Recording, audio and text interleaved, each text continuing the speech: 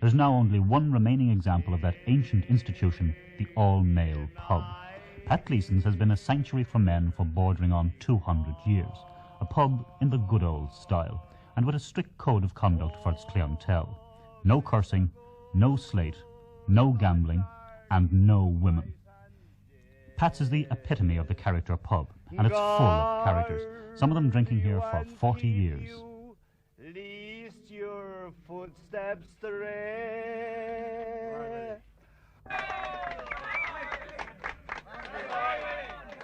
I remember the pint at tuppence.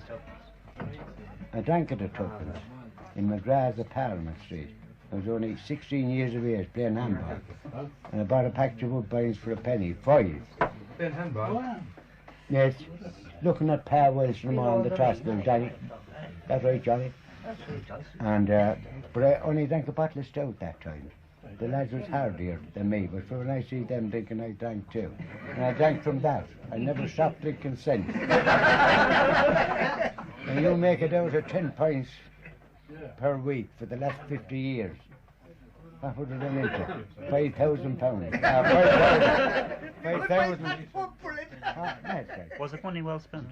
Money well spent, the greatest thing in the world. No, I never had a doctor, only for the flu there a fortnight ago, and another particular time, too sick after beer. I drank a long time ago. I was surprised when Rusty Fitman's a pint. And I was working. I told the sick Bob McGrub, and I could go in and have a pint. Then I got not a few chances. You got a one two now. You're only 3 bob a pint now. You got it for 29 here, but down the time you play 3 bob for. I come in here since I was 6 years of age, but not for to drink beer, but for groceries. And the man that owned the place at that time was Pat Gleeson's uncle, a man by the name of Pat Welsh. And I often went home to my mother, and I cried. When you come up for the bread, you get onto you, Martin, he call everyone. And he get onto you, and he say, Martin, my bread wouldn't go with the butter that your mother have. When you wouldn't be buying the butter here, you see.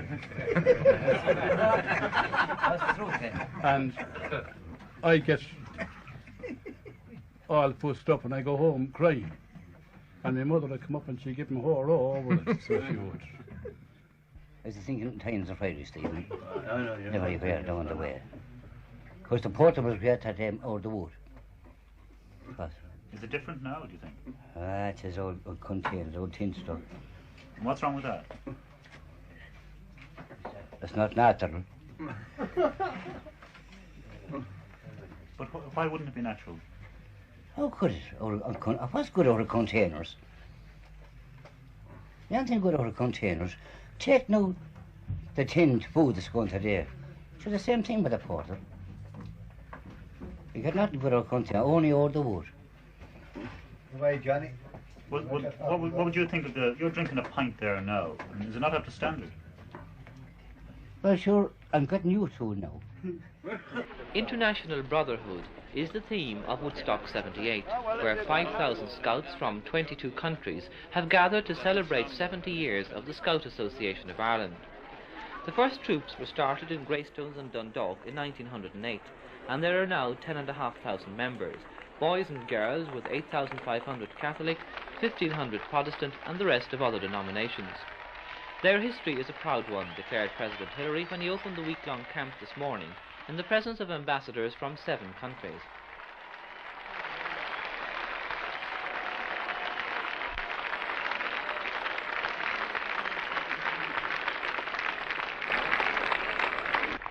"70 years ago, the first Scout troops were formed in Ireland.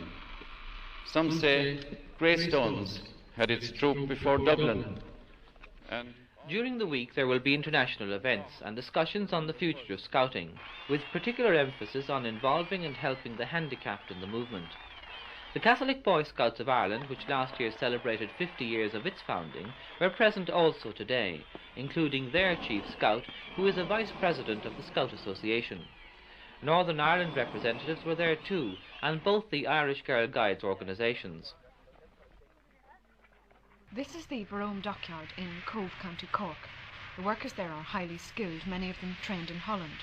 The ships they build are renowned for the quality of their craftsmanship, but on Thursday night last, when we visited the shipyard, the men weren't building ships because, having finished their normal day's work, they'd stayed on at the yard to do more work. They were giving their time and energy, free of charge, to help old people in Kilkenny, over 100 miles away. These Cork men are members of a group of voluntary workers called Christian Community Action, or CCA. The work they're doing is for Freshford, a small village of 1,300 people, 9 miles from Kilkenny. This old disused schoolhouse is being renovated and converted into a home for old people.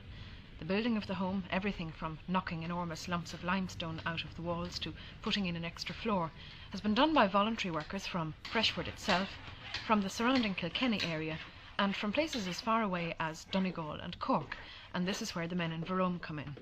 Part of their work in CCA involves travelling around the country to give their skilled help wherever it's needed, and at the moment they're giving a hand with the tricky part of the Freshford project, the things the other volunteers aren't equipped to do.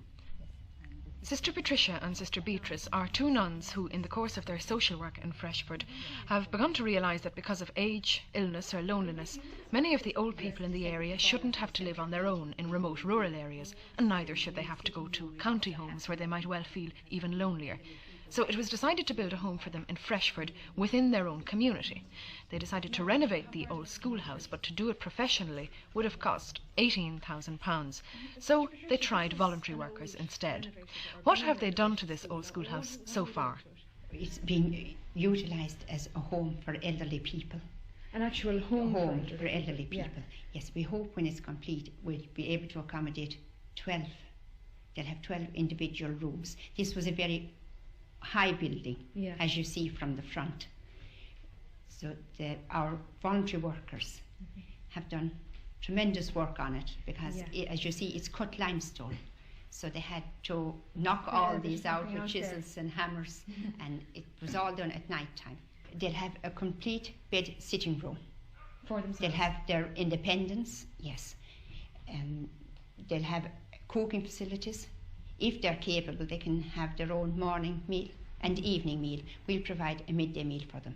I see. We'll have downstairs, we'll have a recreation room and a dining room. Upstairs, 6 bedrooms and the bathroom. And I think you're going to build out the back as well, are you? At the back, there will be a new kitchen and 6 rooms, bedrooms on the flat. The amount of work that's been done here is quite remarkable because it's all voluntary help, is it? All voluntary help. Well, now, who are the people who have done this? Local people, mostly. We have one man, bricklayer, who's been coming out from Kilkenny also, and a man from a neighbouring parish from Johnstown. He has been coming in 3 nights a week. And as you see, it was done at night time and on Saturdays.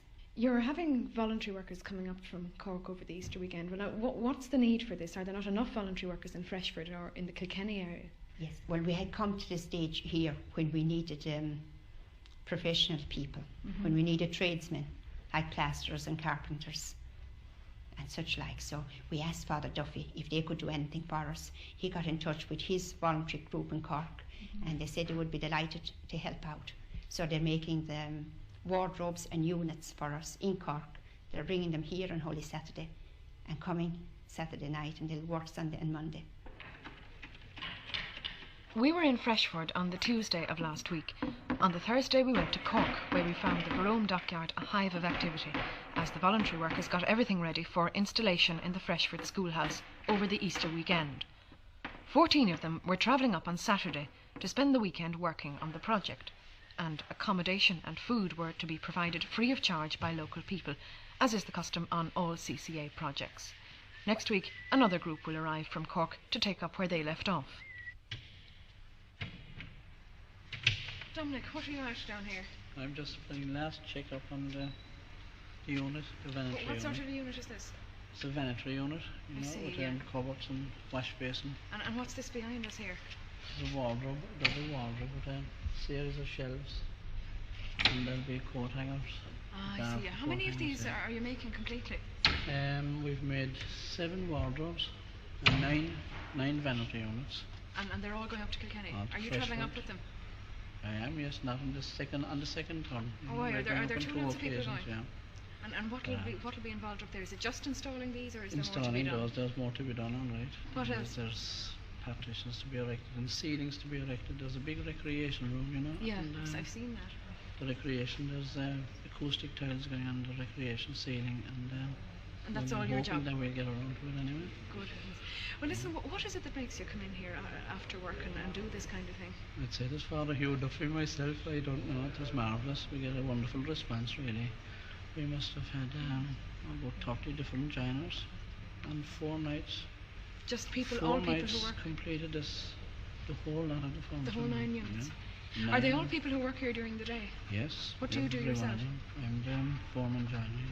I see. So you're doing the same kind of work, are you, that you'll be doing during the day anyway? More or less. Do you find that a bit boring, doing the same thing at night? Well, not really, you know. I don't think so. If we, you know, I find that when the lads aren't getting paid for it, they seem to be much harder at work. Paddy, what do you do during the day here in the dockyard? I'm in charge of machines. Machines? Yes. Just here in this apartment, yes. Well, now, how many evenings a week do you come to work for this project? About 2 evenings. I see. 2 evenings, yes. We're kind of working at the moment for the dockyard for the other 2 evenings. On ordinary on overtime? Yes. And the other 2 evenings then you're in here. Why do you do it? Well, I suppose it's a good cause, and my mother is 77 herself, and perhaps if I wasn't at home, or my brothers, well, I'd like to have someone help my mother. I think people at that age would want to be helped. Dan, what are you doing here? Oh, we're getting those cabinets ready for Father Duffy for some job in Kilkenny. Well, what exactly is this cabinet here? Well, this is actually covered with, it's connected with a wardrobe. You see, they put the 2 of them in the one room. Are you going to go up to Kilkenny to install it? Oh yes, I'll go up all right. Yes. Have you been travelling before with the group? Yes, we have travelled before. I've been up in Sligo for the handicapped, yeah. Mm-hmm. And been down Castlecomer too for the school. We were preparing the classrooms and the concert halls and things like that. General work, like for the pupils down there, you see. What makes you give up your free time to do this kind of thing? Well, I don't know. It's hard to say, really, I suppose. The way I look at it sometimes, that well, you've got nothing better to do sometimes, and you could waste it all. You know, you could waste your time more at times. So I felt, and it's really for a good cause. 4 years ago, Father Hugh Duffy helped build homes for young couples in Glencolmkill. When he came to Cork, he founded Christian Community Action. Well, it's a form of Christian witness, which is practical and meaningful in today's terms, not like the cloud cuckoo world Christianity that has been used to in the past. Yeah. Well, what in this particular case, we're here in the Verone Dockyard now. Does this comprise the whole group of Christian Community Action? No. It certainly comprises the nucleus. We have about 200 volunteers from the dockyard, I would say. But we have lots of other volunteers throughout Ireland. But what's unusual about this particular group is that they're all skilled workers, carpenters, plumbers, electricians and so forth. Well, what difference does that make to the kind of work they do? I mean, what is it that distinguishes them from other voluntary groups? Well, the fact that they're all skilled workers and that they are prepared to give their time free and skill free to a worthy cause is something, I think, very distinctive. Well, you've been involved in other projects. You've built a place in Sligo and you've restored part of Castlecomer. What made you think that this would work? I mean, what was it that made you think that these men would be willing to do it? Well, I suppose I had the belief, if you like, that Christianity is something worth presenting to people, and it is worth asking people to do this type of work for a really worthy cause, and I just took the chance and asked them, and they responded wonderfully. One could really have asked for a more picturesque setting for an Arts Week such as this in this quaint old Norman town. And it's been a week of music and literature and exhibitions. You won't see Robert Balla's revealing exhibit in the Long Gallery of Kilkenny Castle, but you will see other fantastic kites specially created for this Arts Week.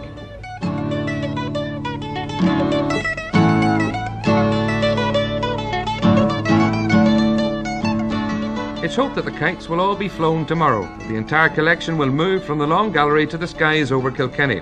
But of course, this is only one of numerous exhibitions in the town of the visual arts. Shops and pubs and churches, the sacred and the profane, have been pressed into service as art galleries and concert halls. The Ronnie Scott's Jazz concert was in the Long Gallery.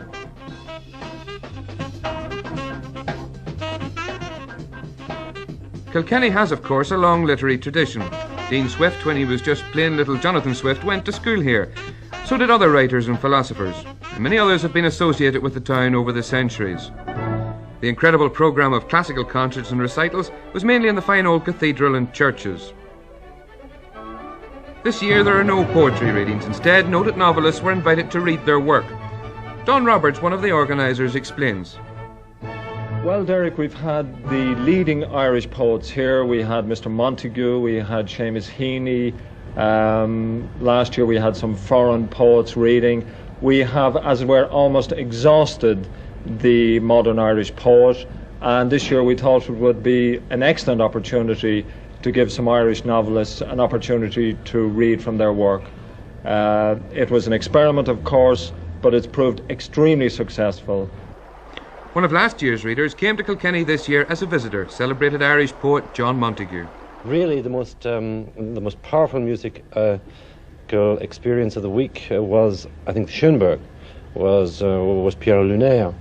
And I think it's great to choose something about Ireland and the changes in Ireland that an audience could gather in Kilkenny here to hear one of the great masterpieces of 20th century music. Barney Ford very much on his toes. To the world outside, it was just Aintree Grand National Day. But here in Kilkenny, it was also Big Steel Deal Day. On his rostrum now. And they're under starters' orders for the 1977 National. 3, 2, 1. All good fun for a good charity. In handing over a cheque here for £600 to you, Michael, to the Parents and Friends Society of St. Pat. £600 from Kilkenny Lions Club to St. Patrick's Special School for moderately mentally handicapped children run by the Sisters of Charity. £600, that's the amount left after the Big Steel Deal. Frankly, we felt we got off reasonably light. We thought we could have been hit for a little bit more. And this looks like it, they're off. And Spitting Image on the far side is the first to show of that group, and Boomdocker on the near side with Andy Pandy and Nerio right up with him, and Stan Willen and Brown Admiral. And over on but in the Big Steel Deal, there were just 3 runners. And of course, the L&M supermarket. Instead of Beecher's, it was the butter counter. First prize in the Lions Club raffle was 3 minutes in the supermarket with a trolley to steal all you like. Second prize was 3 minutes with a hand basket. Third prize, 3 minutes and your bare hands. That went to Kathleen Martin.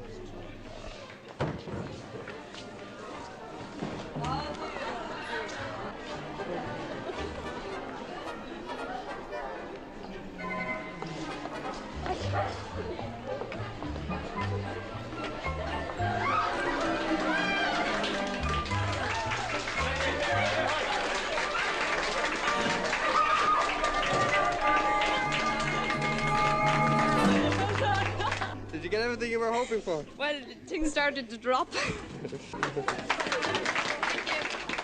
Many people who bought tickets, and indeed something over 6,000 people supported this venture, indicated that if they had a go at it, their take home would be £250. Basket at the ready. Mrs. Margaret McAvoy. Second prize.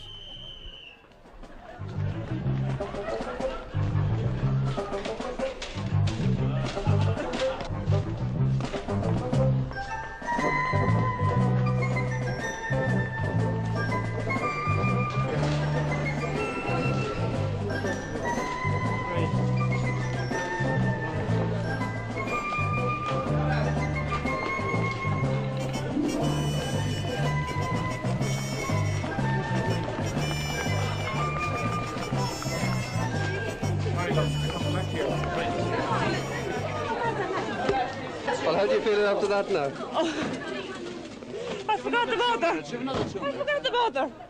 You have another 2 minutes.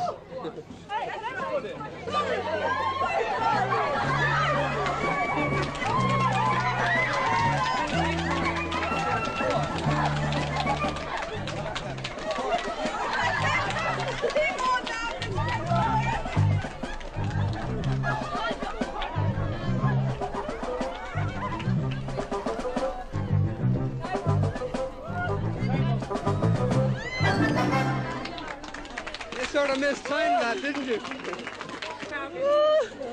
I forgot the mother.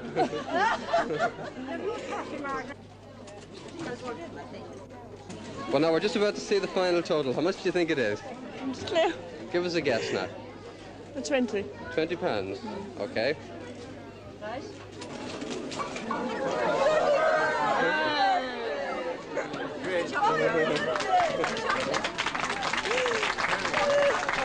It was run before somewhere in the States, and there, in fact, they weren't too happy with the results because, like here, it was for a local charity, and there the people had done their homework in a big way and attacked the meat counter and came out with huge piles of food, and in the end of the day there wasn't an awful lot of money left over for the charity involved. Which was your fear in this case? It was our fear because the problem was, of course, to raise some money for a deserving local charity. This one in question, our difficulty was to help them in an urgent painting job, and the money simply is not available from public funds. Now, there's no fault, at least it's not for me, to blame anybody in question, other than the question, is this the way, as a nation, we should be looking after people in need? Well, when thinking of a mentally handicapped child, when thinking of his training, you've got to think that you have to teach these children things that you take for granted in a normal child. And we concentrate a lot on sensory training. That is the training of the eyes, the ears, the nose, the hands, and taste. And for instance, visual training, that's training of the eyes. To a handicapped child, if they look at a picture, sometimes it's all jumbled up. They can't distinguish foreground from background. Now, just for instance, take this book. You can see a boy and a girl here. Now, to us, that's very clear. We can distinguish the boy and the girl from the field and the sky. But to a handicapped child, this often is mixed up. So it's our job, through various methods, to try and help them to distinguish things, the boy and the girl from the background. And another area, which is very important, is hearing, to discriminate between certain sounds. Often a handicapped child can't distinguish between sounds, and we have various exercises to help him do this. And one is sound boxes, we call them. And we have little things like this, and there are various sounds in each box, and they rattle them and try to match the sounds that are the same. Now this one.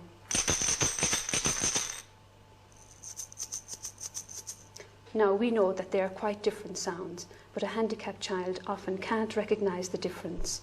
So it's our job to try and teach them this. And we just announced that this is the winner, Mrs. Wright from Tallastown, and she's got 3 minutes to get as much as she can, or as little as she can, into the basket. Now for the big one, the trolley. Mrs. Edith Wright. The housewife's dream. Take what you like, and the dearer the better.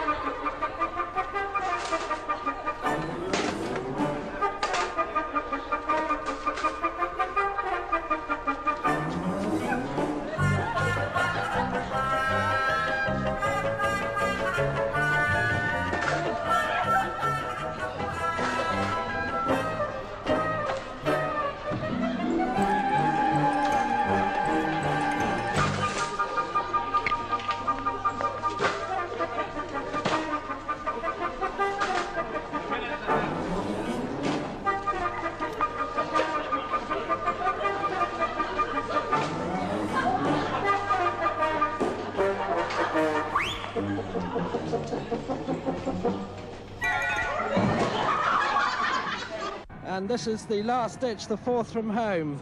And Red Ram's in the lead, a lot of loose horses after him.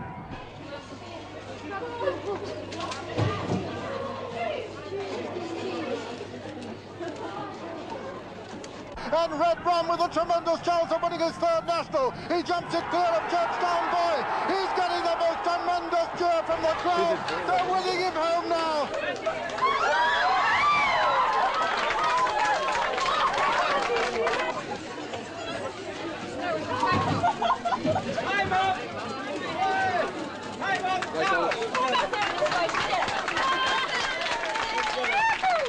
Well, how do you think you did? You did well. Give us a guess. 60. 60 pounds. 60 pounds.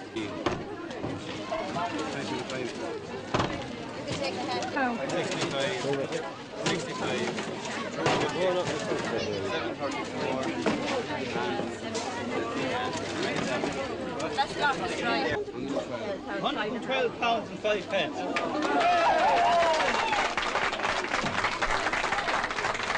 Kilkenny's Brian Cody explains the skill of catching the ball. When catching the ball, it is important to catch it with your fingers and not in the palm of your hand, because if catching it with the palm, it tends to bounce off and sometimes you fail to hold it. Also, it is very important to protect your hand with your hurley, because another player will be pulling on the ball.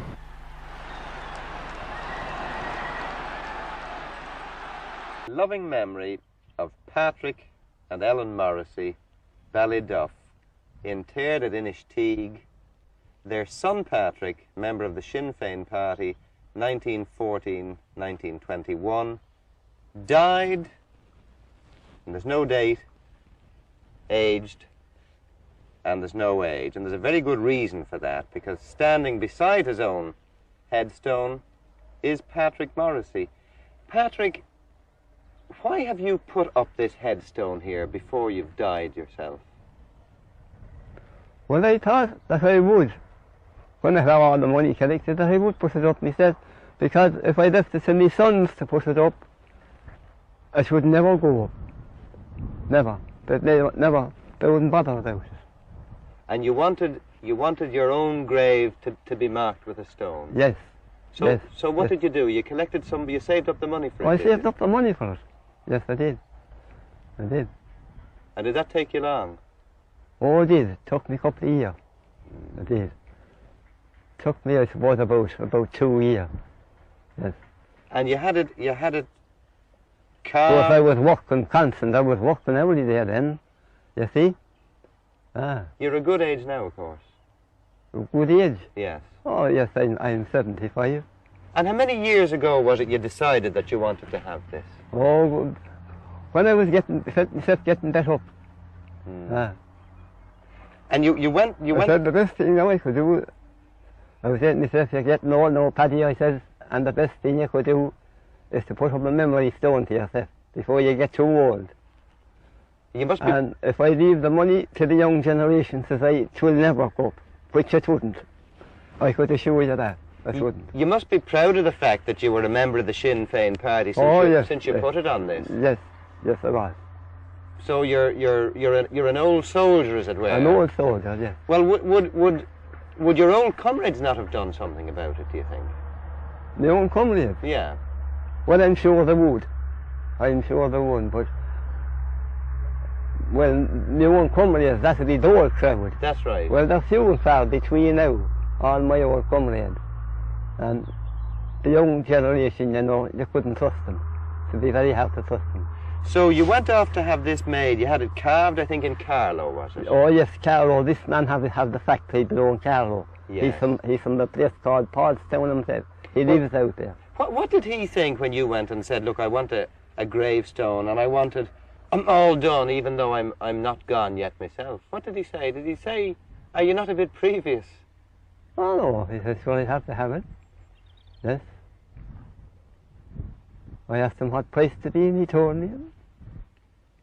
And as far as you're concerned, whatever the price was, it was worth the money. Oh, it was worth the money, it was. It was. Because it will be there for all time when I won't be there. Yeah. It will. Did you ever hear the expression, "Mockins catching"? that if you do something, it might bring you bad luck. Oh, I did. Yes, I have that. And does that not bother you? Years ago, I heard that. Does it not bother you then that you put up a gravestone to yourself while you're still alive, that it might hurry on the day? Oh, it might take me away. It might. Oh, no, I never dream of them things at all. No, no. Live as long as I can and die when I can't help it. Yes, that's my policy. Number of failures.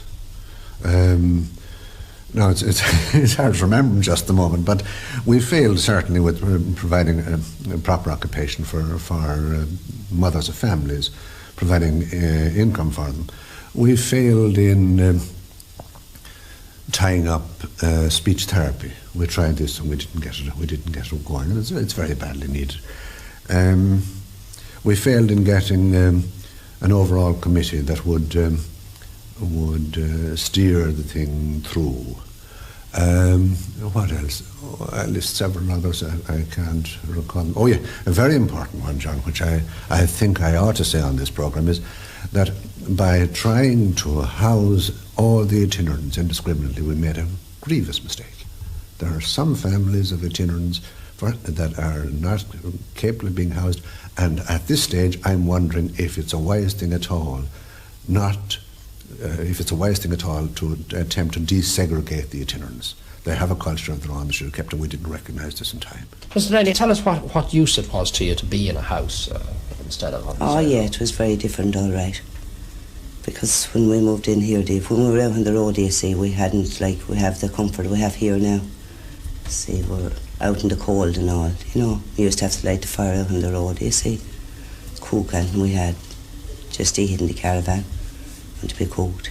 But when we moved in here, then we had a great pleasure. We had a nice bit of heat and a bit of comfort and everything, you know. We got to settle down. Did you miss anything? No, don't miss nothing off the road, anyhow, tell you the truth. Do not. It was very good. It was a great exchange. Did many of your friends from the road settle down as well? Sure, they nearly all settled down now, every part, every country. You'd hear there and tell you where they're all making new houses for them and everything. Nearly all fixed in. It's better for them. A lot better. It's better for the poor children, you know, because they can get education, get school and everything. Your husband, did he manage to get a job when he came in here? No, he's not working, so only under the doctor's care. He's not working, you know, stable to work. Did you get any chance at all to do anything during the year? He didn't, no. No. He don't bother like with that. That's the thing, he was told not to work, you know. They don't bother then with the work. So you have a nice, comfortable house and you're glad to have it? Yes, very grand. Very nice. Very nice neighbours, every side of us. Yeah. That's a have too. It is, yeah, really. Very nice. Well, we don't put in or out nobody, do you know. That's the only thing. Pass in and out. Mind our own business. Sister Stan, you're involved in family casework. That's the official phrase. What's behind that? What do you do? Well, family casework is one of these terms that could refer to anything from supplying first communion outfits to the most intensive work with families who have deep emotional problems. So I deal with all kinds of families. They may be materially in need or they may be emotionally in need. And this may mean giving them material help. It may mean very long-term, intensive work with the parents and their children. How many? Give us an idea of the scope of that work in Kilkenny. How many people have you got? And, for instance, give us an idea of your day, of a day. Well, it's very difficult to describe a day because once you plan a day, it's bound to be upset. If I plan today, for instance, it could so happen that this morning a family could come to me where maybe the wife has walked out or the husband has walked out, leaving the rest of the family. My work, I could spend the whole day with them, helping them to clarify what was happening. That often takes a long time because often families don't know what's happening in their own family. They can't see it clearly because they can't see it objectively. And a lot of my work has to do with clarifying their problem, helping them to see it as it really is, helping them to see their part in it, and then helping them to accept it and to come to terms with it and to resolve it if possible. And just back behind them, Chunky O'Brien, and also back there is Sean Murphy. There we are now, the line-up, and Everything's set now as the cameramen get the heck out of there. And the game is on. And it's John Connolly. This is Pat Lawler for Kilkenny. P.J. Malloy after him, but it's still Pat Lawler. Joe Clark. That's Pat Lally. And this is Chunky O'Brien all alone. And a lovely shot from inside the 40 yards. And it's a Kilkenny point by Chunky O'Brien, his second point of the game. Kilkenny 2 points, Galway 1, 5.5 minutes gone in this first half. And another long puck out now. Ball just won't come up. Hit away over the far side by Joe McDonough. This is P.J. Malloy. And P.J. shot is high and it's over the bar. P.J. Malloy coming across from the far side of the field, getting that ball into the centre and sending it over without any doubt whatsoever. Kilkenny 2 points, Galway 2. 6 minutes gone. Kilkenny are doing it today. Kieran Purcell again trying to grab a ball there but can't. And that was an unnecessary type of trip there by Kieran Purcell. And personal foul, how are you? That is a free for Galway from their own 50-yard line. Sean Silk to take it. And what a belt on that ball. P.J. Qualter gets it into his hand. Across to Frank Burke in front of the goal. Frank is shot. The goal! A goal!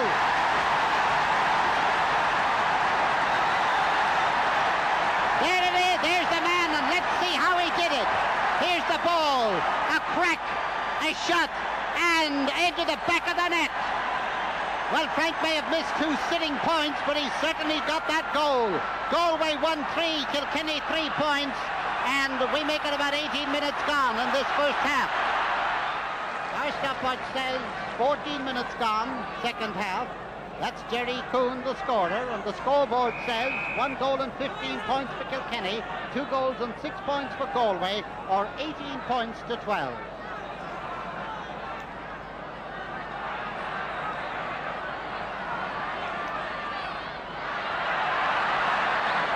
Kieran Purcell.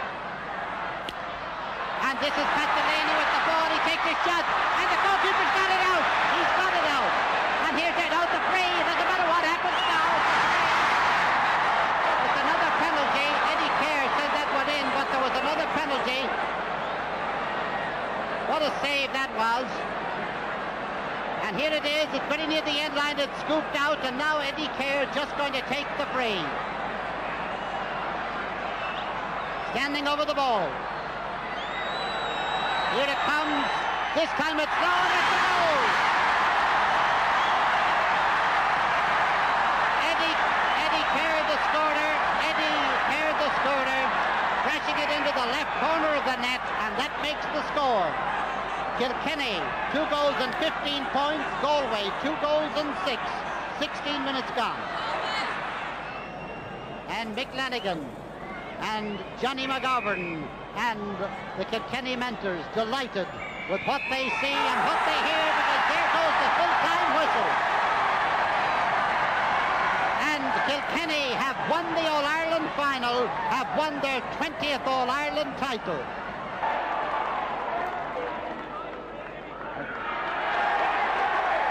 And Billy Fitzpatrick, 21-year-old Billy, holds that trophy high. In the early part of this century, a coal mine was opened in the Castlecomer area near Kilkenny. At its peak, it gave jobs to 1,000 people and produced about 160,000 tons of anthracite coal every year. But then things went bad, and the people who were looked upon as Bolsheviks and all sorts of rebels bent on the destruction of Castlecomer, the Catholic Church, Ireland, etc., found themselves out of a job. But here, still in the Castlecomer area, in a remote field, a remarkable thing is going on, because 3 men have sunk a 40-foot shaft, and now they're taking coal out of it the hard way, day, by hand.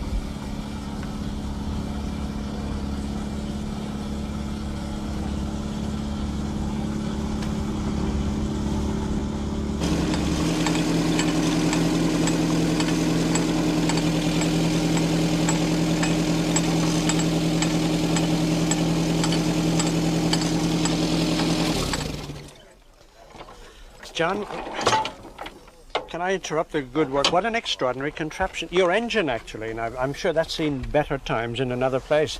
Oh, it has, yeah. That was belonged to a Cortina. A Cortina? Above 1972 Cortina crashed one. And so you decided to use it as your hauling equipment? Yeah, well, we worked for about 3 or 4 months. We worked by hand. We actually wound the boxes up by hand, you know. What, hold it up? Yeah. Just pulling it through? Yeah, well, it wasn't so deep then. We were just sinking the mine, you know. It was maybe 20 feet deep. Now, is there any danger attached to this machinery and its use? Well, there is, yeah. You could get wound into the gears, you could. If something broke there, you could fall back on someone. But tell me, how much petrol would you use in a week with this hauling equipment? 4 or 5 gallons. That would be as economical. Much? Economical, that's right. Yeah. Well, now, let me ask you about this. We are in a fairly remote field. How did you know that there was coal down here? Well, I didn't actually know. It was my brother, Peter. He's the coal bug. He chases it all over. He had maps and all the data concerning the coal fields. Well, Peter, to me, that's an awfully deep hole. What is it, 40 feet down? Yeah, 40 feet. I understand that you dug that out personally. Yes. There was no other way of getting it out. There was no other way, only just, as I said, when you have no money, you have to do it. You can employ no one else to do it, or you can't employ the equipment for to do it. So well, how did you get the hundreds of tons of stuff that must have come out of that? How did you get it up? You fill it into this bucket, 500 tractors at a time, and you haul it to bank. You heel it out, and you go back down again. And what kind of implements were you working with? Well, just a shovel and an ordinary pick. And then you came out and pulled it out by hand, by rope? Yeah. How long back in your family does mining go as a tradition? Hundreds of years. My grandfather worked in the north of England in coal mines 100 years ago. And you worked in the local coal mines? Yeah, every one of them. Why did you choose this particular spot and, let's say, not 50 yards north, east, west or south of it? Well, from the money I had, I knew that we had to hit the coal at 40 to 50 feet because we wouldn't have any more money to go any further. So we knew that the coal was deep in 1 in 40. So this was the spot that we get at that depth. Peter, how did you and the other two get the money, actually, just to... there must be thousands of pounds involved in this much. How did you get that money together? Well, we saved up for a long, long time for the start of this venture. We had one chance to, if we got the coal, if not, we'd be saving up for another 4 or 5 years, even to go this far. Now, the coal that you bring up, and there's a great bucket of it behind you, how exactly do you sell that? Just broke and screened, and the people come here and buy it. We could sell 100 tonne a day if we had it. How many tons a day actually are you bringing up? We're only bringing up about a tonne a day. If you had more money and more people, what could you expand your tonnage, your daily tonnage to? About 40 tonne a week at the beginning. Now, the people who come here to the pithead and buy from you, how much a tonne do they pay for it? £70 a tonne. Does that burn in cookers and does it burn in the open grate? It burns in anything. Cookers are open grates. The government has proved that marginal reserves of coal, which is a foot high, they have 13 million tonnes in this area. They have just 20 million tonnes out of it. That's proved since 1961. Well, Pierce, I believe you were the first man to buy a bag of coal here at the pithead. Yes. When was that? Well, I'm not really sure now because it could be back... Well, it's over a year ago anyways, a year and a half. How did you know that the lads actually were mining here? Well, I met them in a conversation and I heard it going about. Yeah. And I know that there's a Castlecomer coal was good and Skehana coal was good. It couldn't be bad here. No sulphur, no nothing. It's perfect. So what did you do? You got in the car and came along one day? I took the car and took away 200. I have 200 there now going away. And I found it perfect. Well, there you are, the story of 3 people with an indomitable will to survive in an area where other people said coal was dead. Just before leaving, one last thing. I've got in my hands here a little letter from the National Coal Board Scottish South area, who did a test on the anthracite here. And what they came up with was that the anthracite is about the 2nd best quality in all of Europe. It makes one wonder what the government should be doing about Castlecomer.